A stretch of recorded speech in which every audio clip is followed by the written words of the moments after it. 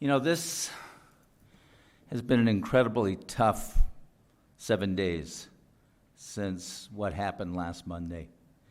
And this week, Arvada has been wounded literally in its very heart. An individual who had hatred, absolute hatred, for the police and for the Arvada Police Department in particular, set off a horrendous chain of events that has led to 3 tragedies and adversely affected many, many people. This gunman ambushed and murdered Officer Gordon Beasley, who was a 19-year veteran of the Arvada Police Department. Gordon, and I can smile when I talk about Gordon, was a school resource officer.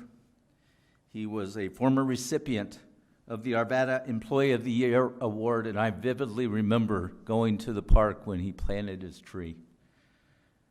He was loved by all, especially his wife and 2 children. They and all of us are grieving. Johnny Hurley was a visitor to Olde Town who took decisive, very decisive action to protect others without thought for his own safety. Based upon reports, he shot and killed the gunman, which without question saved lives of other officers and potentially other citizens in our community. He died a hero, and we'll call him here tonight a hero and forever call him a hero to our community. Arvada will be forever in his debt, and we offer our thoughts and our prayers to his family, friends, and loved ones. The second tragedy is one we are now dealing with.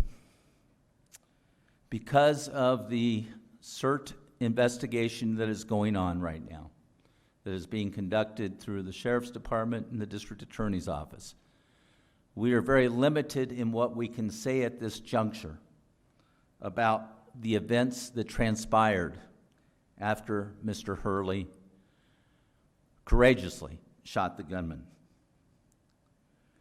It has been reported, and we know that one of Arvada's police officers shot and killed Mr. Hurley.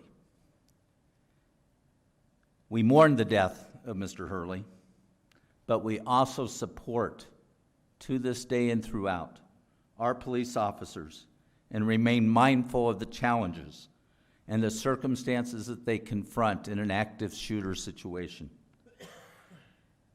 They face that potential each and every day, and they're trained to address it. And the facts will become known, and as the facts are released, we'll have a clearer vision of that, but I can't do that here tonight. The third tragedy is for our officers involved in this entire incident. All of our officers. The officer involved in the shooting, but our entire police force. It's a family. It's a very special family. The anguish our officers are dealing with is unimaginable and will change their lives forever. Our thoughts and prayers are also with our officers and their families as they cope with the aftermath of Monday's events. Monday, a week ago, reminds us of how close-knit our Arvada community is. The outpouring of support, our police and those most directly affected by these tragedies is truly heartwarming. What we saw a week ago Monday in terms of folks coming together for the procession when Officer Beasley's hearse left Arvada. And then the outpouring that we've seen at the memorials that have been set up here at City Hall for Officer Beasley's vehicle and for the scene at the fountain area has been truly, truly heartwarming. We urge, and I'll have to include myself in this group, we urge people who have been affected by this to seek the help they need to get through it, to get the guidance they need in the days and weeks to come. But through it all, Arvada is strong. We are resilient. We're hurting.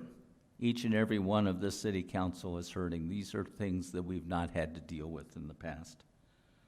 But we will, as we always do, help each other out. We'll do our utmost to keep Arvada safe and the special place we all call home. So with that, if you'll please join me a moment of silence in recognition at this time in particular of Officer Beasley and Mr. Hurley.